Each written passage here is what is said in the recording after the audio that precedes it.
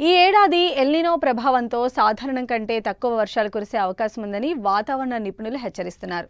దీంతో ఉద్యాన పంటల సాగు చేస్తున్న రైతులు ముందస్తు జాగ్రత్తలు తీసుకోవాల్సిన అవసరం ఏర్పడింది.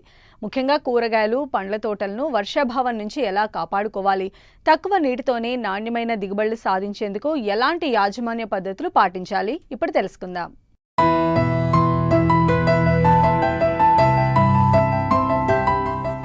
ఎల్ నినో ప్రభావంతో ఈ ఏడాది వర్షపాతం తగ్గే అవకాశం ఉండడంతో ఉద్యాన పంటల రైతులు నీటి నిర్వహణపై ప్రత్యేక శ్రద్ధ పెట్టాలని శాస్త్రవేత్తలు సూచిస్తున్నారు. అందుబాటులో ఉన్న ప్రతి నీటి బొట్టును సమర్థవంతంగా వినియోగించడం అత్యంత కీలకం. కూరగాయలు, పండ్ల తోటల్లో డ్రిప్ ఇరిగేషన్, మైక్రో స్ప్రింక్లర్ వంటి సూక్ష్మ సేద్య పద్ధతులను ఉపయోగించాలి. అలాగే మొక్కల చుట్టూ మల్చింగ్ వేయడం ద్వారా నేలలో తేమ ఎక్కువ శాతం నిల్వ ఉంటుంది. కలుపు మొక్కల పెరుగుదల కూడా తగ్గి నీటి వినియోగం తగ్గుతుంది.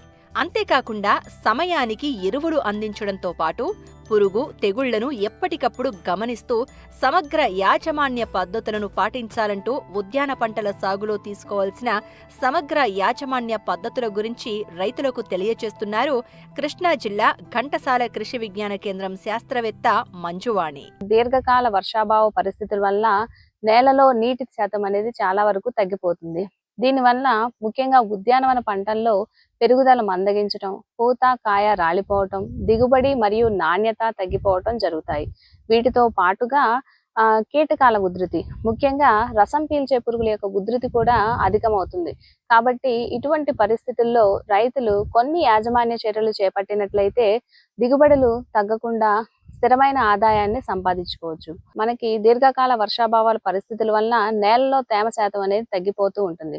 కాబట్టి నేలలో తేమ శాతం పెంచుకోవడానికి, తేమ నిల్వ సామర్థ్యం పెంచుకోవడానికి కూడా మనకి ఈ బాగా జీవికిన పశువుల ఎరువు కానీ, కంపోస్ట్ కానీ, వెర్మీ కంపోస్ట్ కానీ, తర్వాత మనకి ఈ పచ్చిరొట్ట ఎరువులను ఉపయోగించుకోవటం వల్ల నేలలో నీటి నిల్వ సామర్థ్యం, తేమ నిల్వ సామర్థ్యం అనేది పెరుగుతూ ఉంటుంది. అలాగే మల్చింగ్, ఆర్గానిక్ కానీ, ఇనార్గానిక్ కానీ, వరిగడ్డి కానీ, ఎండుటాకులు కానీ, తర్వాత పంట అవశేషాలు కానీ, ప్లాస్టిక్ మల్చి, ముఖ్యంగా 50 మైక్రాన్ల సిల్వర్ మల్చి వేసుకున్నట్లయితే నేలలో తేమ అనేది తగ్గకుండా ఉంటుంది. అలాగే నేలలో తేమ నిల్వ సామర్థ్యం పెరుగుతుంది. కలుపు మొక్కలు కూడా వచ్చే అవకాశం చాలా వరకు తగ్గుతుంది. ఈ అధిక ఉష్ణోగ్రతల వల్ల మల్చింగ్ ఏర్పాటు చేసుకున్నట్లయితే నేలలో ఉష్ణోగ్రత కూడా పెరగకుండా ఉంటుంది. అలాగే ఇది నేలలో ఉన్న సూక్ష్మజీవులకు కూడా ఉపయోగకరంగా ఉంటుంది.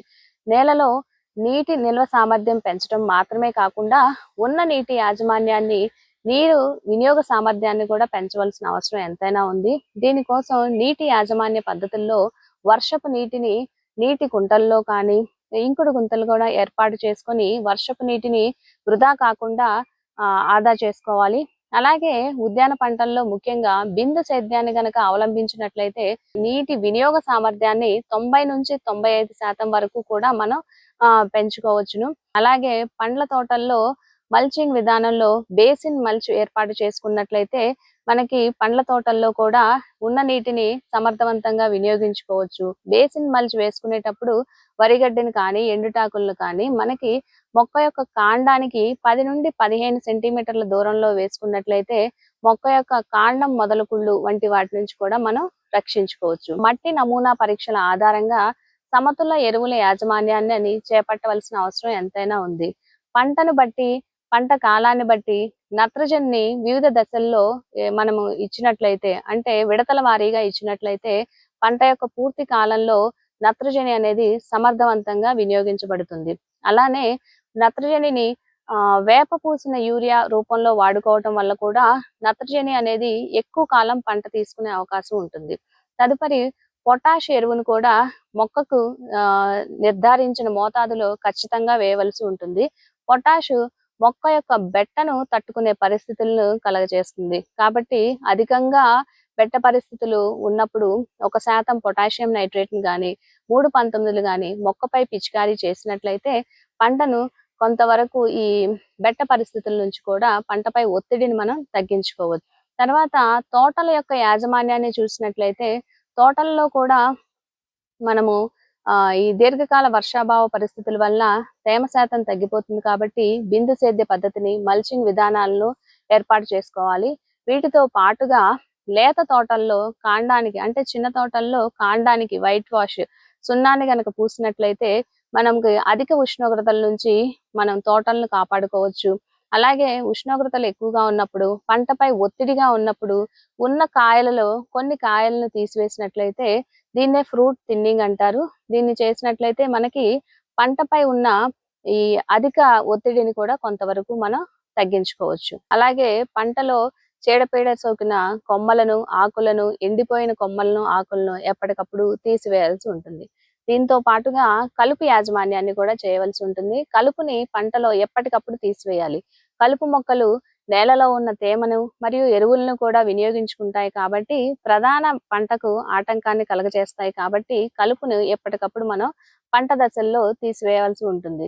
వీటితో పాటుగా కీటక యాజమాన్యం.